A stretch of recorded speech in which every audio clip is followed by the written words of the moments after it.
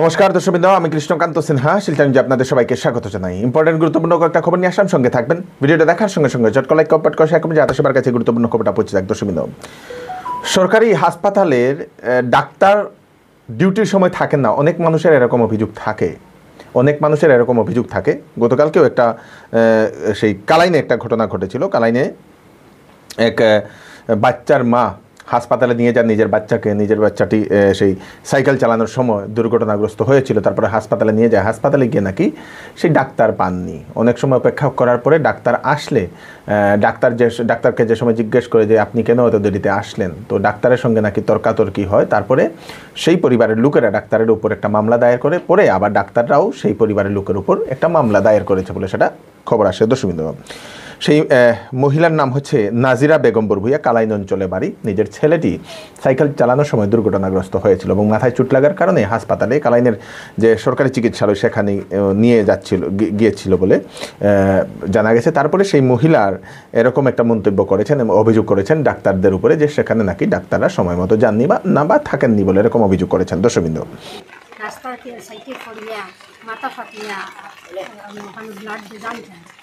তখন আমি দোকান থেকে খবর করতে শুনছি, শোনার পরে গেছি দিয়া পাখিটাই আনছি।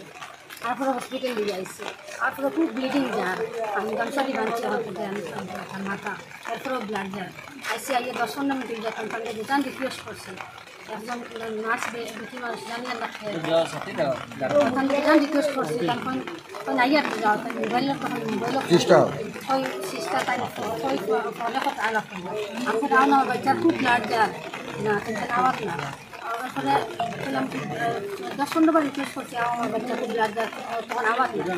এরপরে হইলে বলে টেকা আসেনি আমার হচ্ছে, টেকা আসেনি। আমি বলছি সরকারি হসপিটাল টেকা করতে, আমি তো বাচ্চা লিয়েছি ব্লিডিং যার, টেকা করতে হবে। তখন আমার গাড়ি ডাক্তার মারিয়া বাইর করে দিচ্ছে যাও। এরপরে ওই সময় তারা বাবা আইসেন, তারা বাবার লোকেও বেজান একটু করতে পারছেন। করার পরে আমি এরপরে হইতে পারতাম না, আমার বাচ্চার সিরিয়াস অবস্থা দেখি আমার কিটা পারছে, আমি তাও হইতে পারতাম না। তারপরেই আসামের মাননীয় মুখ্যমন্ত্রী ডক্টর হিমন্ত বিশ্ব শর্মা মহোদয়ের একটা খবর আসে। দর্শকবৃন্দ, ওনার একটা নির্দেশ আসে। সেই নির্দেশটা কি সেটা আপনারা দেখে নিন। সেটা ডাক্তারদেরকে নিয়ে উনি একটা নির্দেশনা দিয়ে দিয়েছেন, যেহেতু উনি আবার সেই স্বাস্থ্যমন্ত্রীর দায়িত্ব উনি নিয়েছেন। স্বাস্থ্যমন্ত্রীর দায়িত্ব নেওয়ার সঙ্গে সঙ্গে উনি এই নির্দেশটা দিয়েছেন।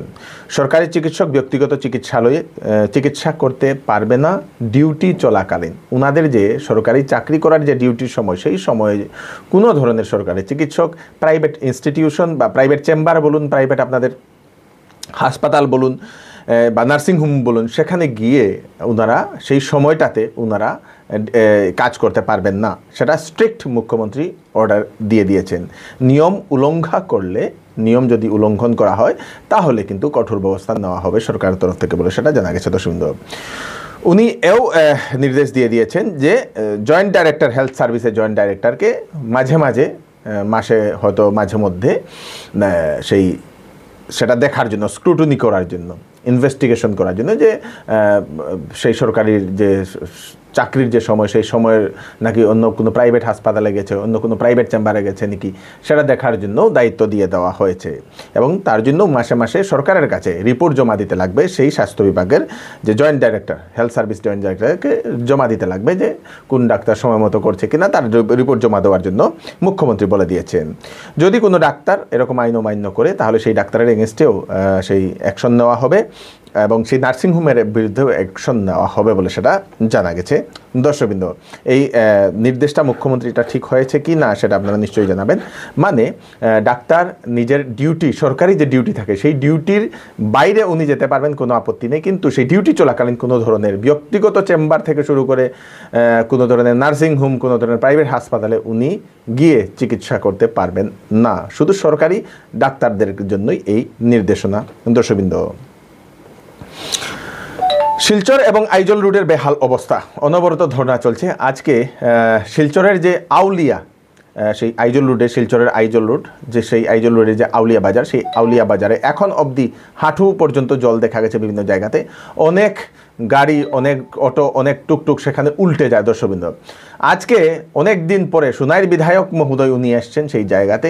এসে উনি সরকার এবং সেই সরকারের যারা লোক আছেন ওনাদের উপরে উনি দোষারোপ করেছেন যে কোনো ধরনের সরকারি লোক সেখানে এসে দেখেন না, অথচ সেই জন্য সাধারণ বারে বারে কমপ্লেইন করছে কোনো ধরনের ডিসি বা এডিসি সেখানে আসছে না, সরকার নজর দিচ্ছে না সেই এলাকাতে বলে উনি এরকম অভিযোগ করেছেন। তারপরে উনি ওনার ব্যক্তিগত তহবিল থেকে নাকি সেই দুটা সেই জেসিবি নিয়ে সেখানে কাজে লাগিয়েছেন, যাতে সেই জমা জলগুলা যাওয়ার ব্যবস্থা করে দেওয়ার জন্য। থেকে জমা জল এখানে প্রথমে এখানের স্থানীয় জনসাধারণ একটা কমিটি গঠন করে সবার সহযোগিতা করে আমার সঙ্গে যোগাযোগ করেছিলেন, এনএইচআই দেওয়া হয়েছিল, স্থানীয় উদ্যোগে কিছু কাজও হয়, তারপরে জেলা প্রশাসনকে জানানো হয়েছিল, কিন্তু সরকারি তরফে টোটাল কোনো ধরনের কোনো ভূমিকা নেওয়া হয়নি, কোনো সক্রিয় হাত দেওয়া।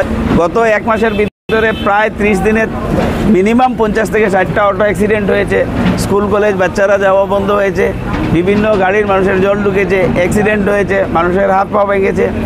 কিন্তু আশ্চর্যের বিষয় আজকে পর্যন্ত ডিসি বা কোনো এডিসি বা সরকারি কোনো আসাম সরকারের কোনো প্রতিনিধি এইখানে সৌজন্যতামূলকও আসার প্রয়োজন মনে করেননি। এনএইচআইডিসিএলকে এখানে বারবার জানানির পরেও কোনো পদক্ষেপ নেয়নি। একদিন একটা জেসিবি দিয়ে দায় সারা ছিলেন।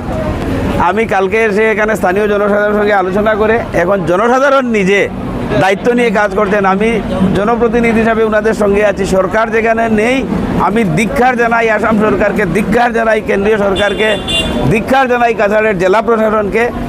একেবারে শুনাইতে 9 জন মানুষ মারা গিয়েছেন, ডিসি অফিস থেকে চেয়ার থেকে নেমে একদিন আসার প্রয়োজন মনে করেননি। এই ধরনের নিকৃষ্ট ডিসি কাছাড়ের মানুষ কোনোদিন দেখেনি। মানুষ মরলেও ডিসি নিজের চেয়ার থেকে নেমে। নিউ মা লক্ষ্মী জুয়েলার্স, এখানে বিবাহ উপলক্ষে 5 গ্রামের উপর সোনা কিনলে মজুরিতে আপনারা পাবেন 50% ছাড়।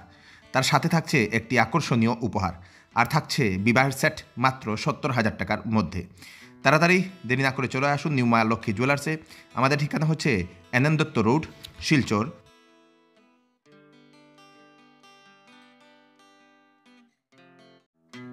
Sell sale sell!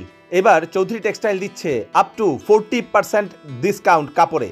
Banarasi sari, fancy sari, silk sari, lehenga, sharara, gharara, sherwani এবং বিবাহের সব ধরনের কাপড় তথা সামারের সব ধরনের কাপড়ের উপর থাকছে 40% ডিসকাউন্ট।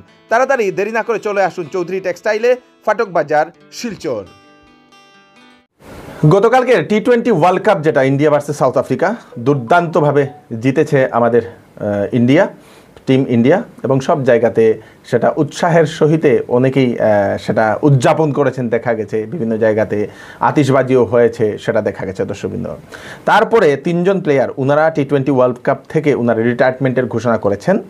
বিরাট কোহলি, রোহিত শর্মা এবং রবীন্দ্র জাদেজা। বিরাট কোহলি এবং রোহিত শর্মা এবং রবীন্দ্র জাদেজা, এই 3 জন প্লেয়ার টি20 ওয়ার্ল্ড কাপ থেকে, টি20 মানে ম্যাচ থেকে ওনারা অলবিদা করেছেন দর্শকবৃন্দ। তারপরে আজকে বিসিসিআই থেকে একটা অ্যানাউন্সমেন্ট আসে টিম ইন্ডিয়ার জন্য। মোট 125 কোটি টাকা সেই টিম ইন্ডিয়াকে দেওয়া হবে সেই টি20 ওয়ার্ল্ড কাপ জেতার জন্য বলে সেটা অ্যানাউন্সমেন্টও করা হয়েছে দর্শকবৃন্দ। ভালোভাবে কোন প্লেয়ারের প্লেয়িংটা, খেলাটা গতকালকে আপনাদের ভালো লেগেছে আপনারা নিশ্চয়ই জানাবেন। বুলডোজার চালিয়ে ভেঙে দিল এক ধর্ষণকারীর ঘর দর্শকবৃন্দ, এরকমই একটা খবর আসে। নাম হচ্ছে ধন আলী তালুকদার, বাড়ি হচ্ছে গোয়ালপাড়ার দুধনইয়ে। সেই ধন আলী তালুকদার এবং তার আরও 2 জন সঙ্গী মিলে একজন যুবতীকে ধর্ষণ করেছিল। তারপরে তাদের এগেনস্টে অ্যাকশন নেওয়া হয়েছে স্ট্রিক্ট, এবং তাদের বাড়িটা যে জায়গাতে বানানো হয়েছে সেটা সরকারি জায়গাতে বানানো হয়েছে বলে সেই ধর্ষণকারীর ঘর আজকে বুলডোজার চালিয়ে ভেঙে দিয়েছে। তার সঙ্গে আরও 2 জন আছে, তাদের ঘরও ভাঙ্গা হবে বলে সেটা জানা গেছে দর্শকবৃন্দ। এখন যে নতুন আইন যেটা আসছে, ভারতবর্ষে যে নতুন আইন বলবৎ হতে চলেছে, সেইটাতে কিন্তু ধর্ষণের কিন্তু কড়া আইন আছে, কড়া সাজা আছে দর্শকবৃন্দ। তো এই হচ্ছে আজকে স্পেশাল আপডেট। আপনারা তাড়াতাড়ি জন্য সাথে সবাইকে পাঠিয়ে দেবেন, সবার কাছে পৌঁছে যাক। আপনাদের কোনো কিছু মতামত থাকলে আপনারা জানাবেন নিশ্চয়ই। আমি কৃষ্ণকান্ত সিনহা আবার নতুন আরেকটি ফ্রেশ আপডেট নিয়ে আবার আপনাদের সবার সামনে ফিরে আসবো। ততক্ষণ আপনারা সুস্থ থাকবেন, সেফ থাকবেন, সবাইকে সেফ রাখবেন। নমস্কার।